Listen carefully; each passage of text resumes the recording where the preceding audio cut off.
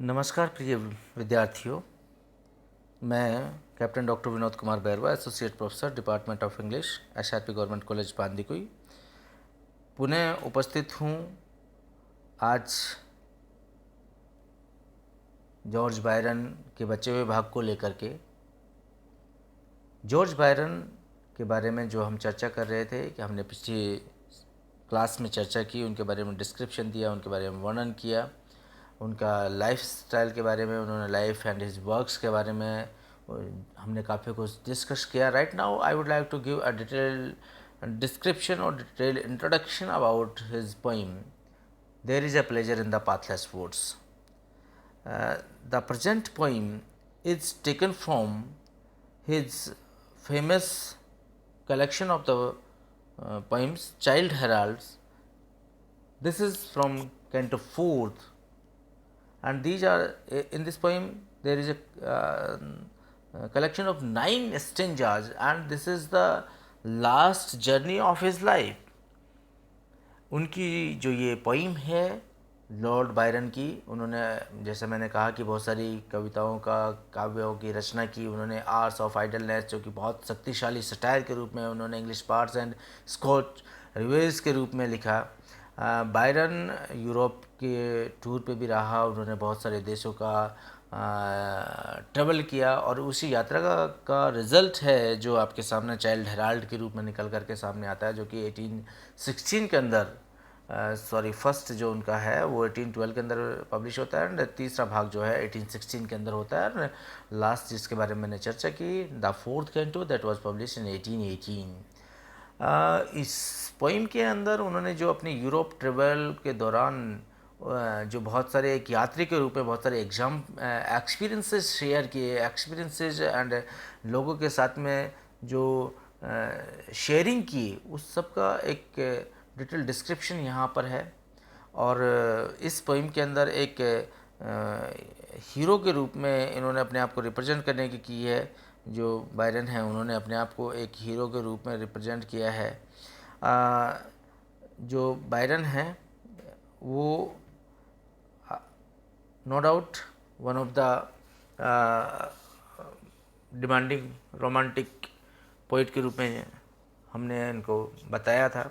और इनका जो चाइल्ड हेराल्ड है, इसके अंदर इन्होंने अपने आप को ही एक हीरो के रूप में रिप्रेजेंट किया है। अपने जीवन की जो डिटेल एक्टिविटीज़ हैं, घटनाएँ हैं, और जो यूरोप ट्रेवल के दौरान उन्होंने जो पॉलिटिकल और जो भी घटनाएं उनके साथ में घटी, उनके प्रति जो अपना एक्सपीरियंसेस शेयर किया, वो सब इस पोइम के अंदर आएगा।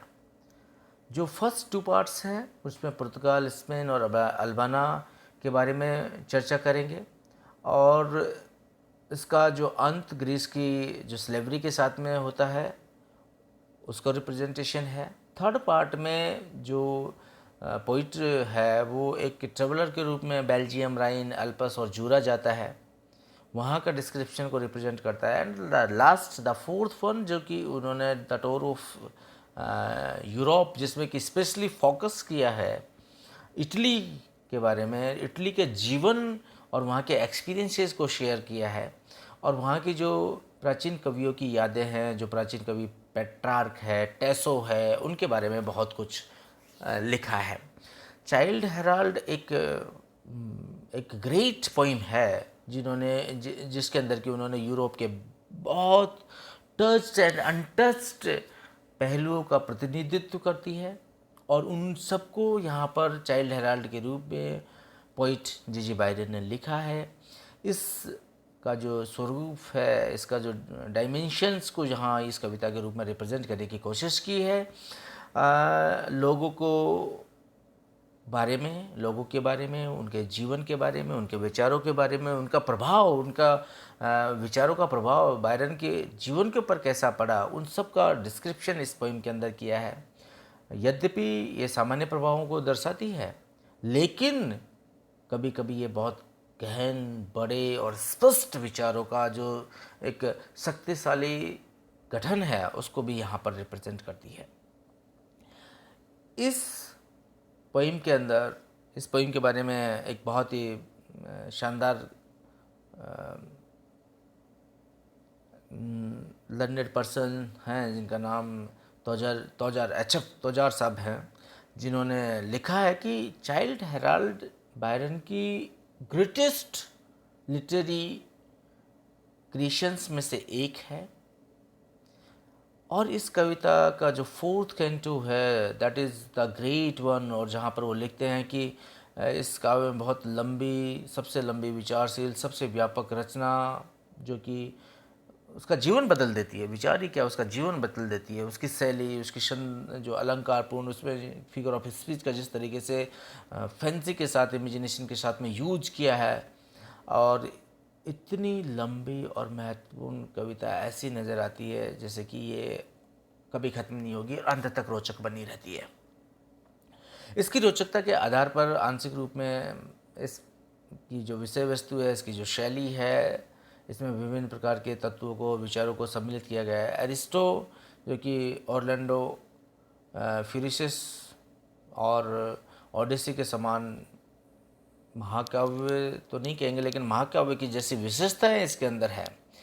इसमें जो सीन, लाइफ के वृत्तांत का जो वर्णन है वो डेली काव्य के समान है। मतलब बहुत बड़ा और बहुत ही पावरफुल रूप में इसमें पर्सनल फीलिंग्स को बहुत तवज्जो दी गई है और गीतात्मकता गई है उसकी वजह से। इसमें नाटक का जो तत्व है, स्वकथन है, वो सेल्फ आए हैं। चाइल्ड हेराल्ड जो पोइम है, इसकी जो विषय वस्तु की अगर हम बात करें तो बहुत ही वंडरफुल है। एक ऐसा स्थान, विषय की ऐतिहासिक, कलात्मकता, साहित्यिकता जिसका वर्णन विभिन्न स्थानों पर आता है, हर बात पर, हर बड़े तरीके से, बहुत ही आर्टिस्टिकल वे में इसको एक रोमांटिक मूड के साथ में, रोमांटिक टोन के साथ में इसको रिप्रेजेंट किया है। अगर हम इस कविता के बारे में देखें तो आप शुरू के इस चीज़ को देखिएगा कि जहाँ पर ये सीनरी को देखिएगा, बहुत ही वंडरफुल है। और इसके अंदर इनमें ये फर्स्ट जो स्टेंजा है इसको स्केप करता हूँ, डायरेक्ट सेकंड स्टेंजा के बारे में अभी चर्चा करता हूँ। हम पोइम को लाइन टू लाइन बाद में पढ़ेंगे, उससे पहले मैं आपको इसके बारे में डिस्क्रिप्शन देना चाहूँगा, जहाँ पर ये बोलते हैं कि there is a pleasure in the pathless woods, there is a rapture on the lonely shore, there is a society where none intrudes by the deep sea and music in its roar, but look at the final conclusion. और जिस निष्कर्ष की हम बात करते हैं, जो एक लाइन में निकल करके आता है, बाकी हम बाद में डिस्कस कर करेंगे, जहाँ पर वो बोलता है कि I love not man the less but nature more, कि मैं आदमी को कम प्यार नहीं करता, लेकिन मेरे जो नज़रों में जो है वो ये है कि ये सबसे महत्वपूर्ण है। जहाँ बात करते हैं कि मैं आदमी को कम प्यार नहीं करता, लेकिन नेचर को ज़्यादा बार प्यार करता हूँ, जो कि ये महत्वपूर्ण अध्ययन है जो बायरन के बारे में बताता है।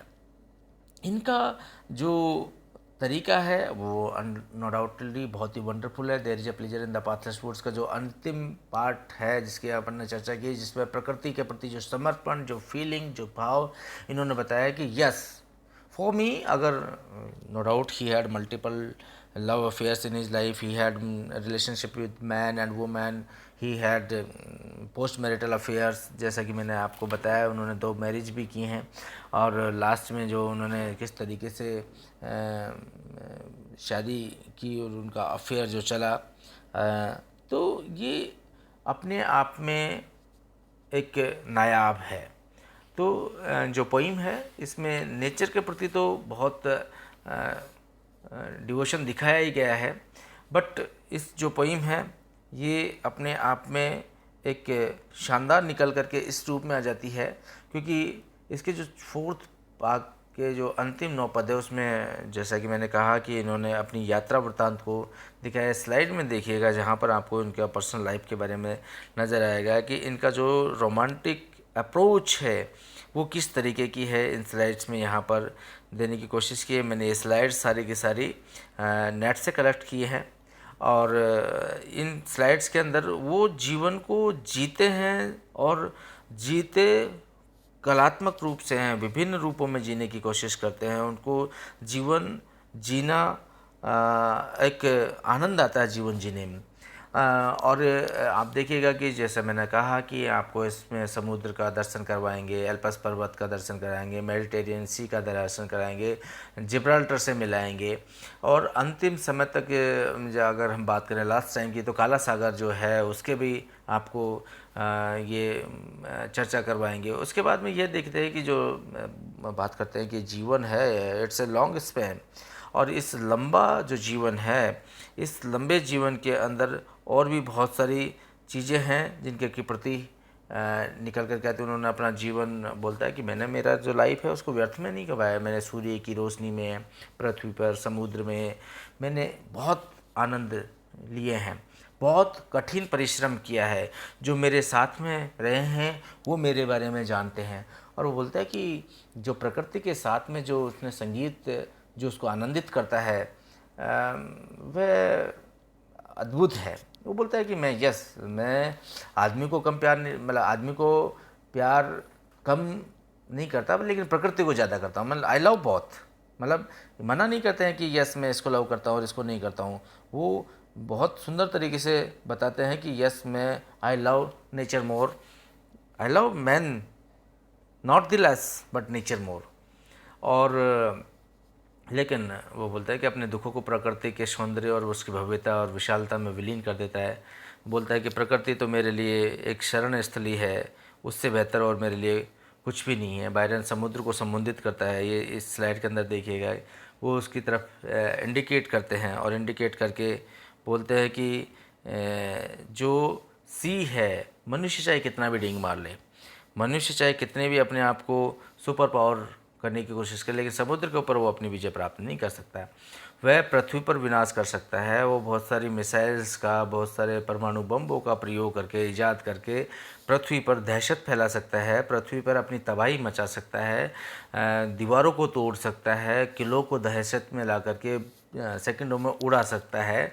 मनुष्य हर जगह एक दहशत भरा माहौल को क्रिएट कर सकता है, बट अगर समुद्र की बात करें तो वो समुद्र में भी ऐसा करने का प्रयास कर सकता है, मानते हैं, लेकिन वो कुछ क्षण के लिए एक बबूले के रूप में, एक बबल्स के रूप में वो कर सकता है। उसके बाद में समुद्र के ऊपर अपने निशान परमानेंट नहीं छोड़ सकता है। पहाड़ियों पर बने शहरों की दीवारों को नष्ट कर सकता है। इसके अलावा राजाओं के हृदय में भय उत्पन्न कर सकता है। बड़े बड़े जहाज जो कि समुद्र ने मतलब बहुत सारे देशों ने जो बहुत पावरफुल अपने आप को समझते हैं, जिसका हम ये ऐसे सीरिया, ग्रीस, रोम, कार्थेज जिनकी बात करते हैं, उन्होंने बहुत सारे अपने घमंड में आकर के स्पेन जैसे जंगी जहाजी बेड़ा उन्होंने ट्रफलगर के रूप में उन्होंने मतलब समुद्र में उतार दिया और बोल दिया कि हम one of the most powerful लोग हैं और हमारे से बड़ा शक्तिशाली कोई नहीं है। लेकिन जब समुद्र को गुस्सा आता है तो ट्रफलगर जैसे को तो एक खिलौने के रूप में उड़ा करके रख देता है, तो उनको भी वो महत्वहीन बना दिया है। समुद्र की महानता को आप इस रूप में दे सकते हैं कि जो देश अपनी कभी सभ्यता पर बहुत गर्व किया करते थे, जिसको ऐसे सीरिया, ग्रीस, रोम, कार्थेज जो कि महान शक्तिशाली अब किसके कारण बने, क्योंकि वो समुद्र के किनारे थे, तो निश्चित रूप से समुद्र की वजह से बने, व्यापार करते थे वहाँ से। लेकिन आज के डेट में अगर हम बात करें तो अब वो सब नष्ट हो चुके हैं या विदेशियों के गुलाम बन चुके हैं, या कहें कि जंगली जातियों ने उनको अपना गुलाम बना लिया है।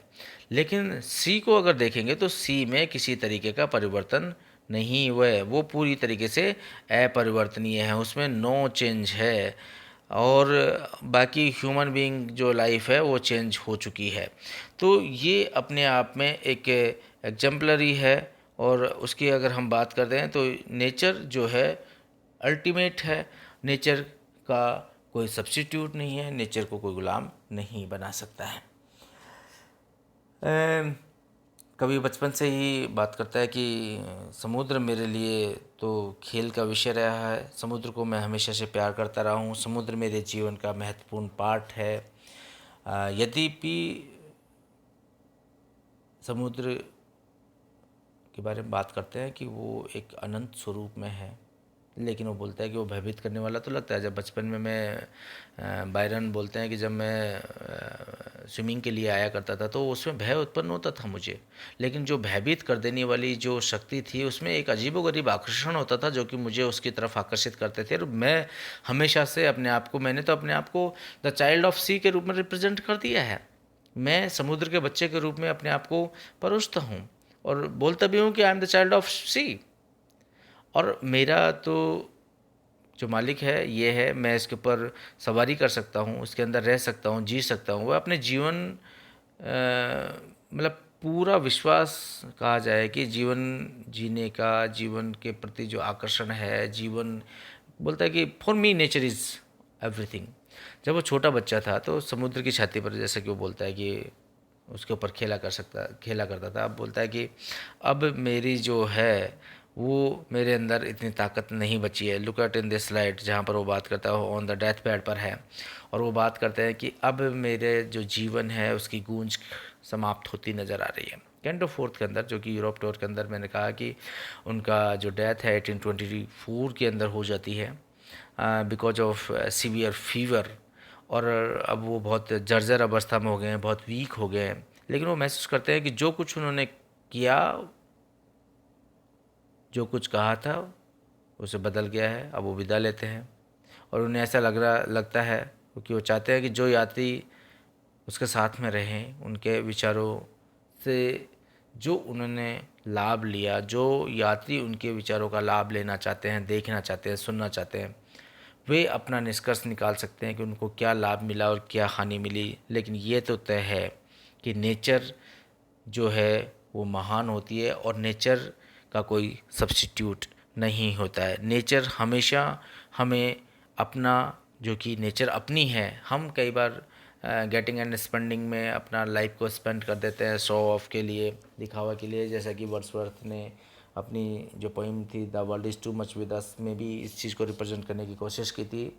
बायरन है, वो भी प्रकृतिवादी कवि हैं, रोमांटिक पोइट हैं, नेचर को सब कुछ मानते हैं, नेचर के रूप में नेचर को ही loves first nature. He said that कि I love man not less but nature more. तो ये अपने आप में बताता है कि जितने भी नेचर पोइट्स रहे, उन्होंने अपने आप को इस रूप में रिप्रेजेंट करने की कोशिश की कि नेचर उनके लिए सब कुछ है। ठीक उसी तरीके से जैसे वर्ड्सवर्थ के लिए teacher, preacher, guide, guardian, nurse, beloved wife, sister, daughter, everything जो थी, ठीक उसी तरीके से यहाँ पर भी हीलिंग पावर के रूप में उन्होंने नेचर को रिप्रेजेंट किया है, अपने आप को द सन ऑफ शी के रूप में रिप्रेजेंट किया है। यद्यपि इनकी जो डेथ है वो प्रीमेच्योर हो गई है, इन द एज ऑफ 36 के अंदर हो गई है, बट क्योंकि उस समय मेडिकल फैसिलिटीज़ इतनी अवेलेबिलिटी नहीं थी, उसकी वजह से उनकी 36 इमेच्योर, मतलब कि जब उनको हाइट्स मिलने को थी तभी तो उनकी डेथ हो जाती है। आप देखिएगा कि जो इनकी पहला पब्लिकेशन निकल करके आता है 12 के अंदर, 1812 के अंदर, तो ये जीते जी यानी कि 24 ईयर्स के अंदर तो बहुत ज़्यादा पॉपुलर हो गए थे, जो कि जीते जी किसी पोइट को इतना रिस्पेक्ट, जितना रिगार्ड बायरन को मिला, किसी भी इंग्लिश पोइट को, किसी भी ब्रिटिश पोइट को नहीं मिला। प्रिय विद्यार्थियों, अब हमने पिछली क्लास में बायरन के बारे में डिस्कशन किया। अब इस जो क्लास थी उसमें हमने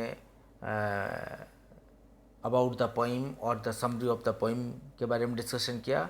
अब हम टेक्स्ट को लाइन टू लाइन पढ़ेंगे, लेकिन उसको हम नेक्स्ट क्लास में पढ़ेंगे। अगर किसी का कोई शक, संदेह है, सवाल है, कोई भी क्वेश्चन पुटअप करना चाहता है तो करे, मोस्ट वेलकम। इस क्लास को आपने बड़ी तल्लीनता से सुना, उसके लिए थैंक यू वेरी मच।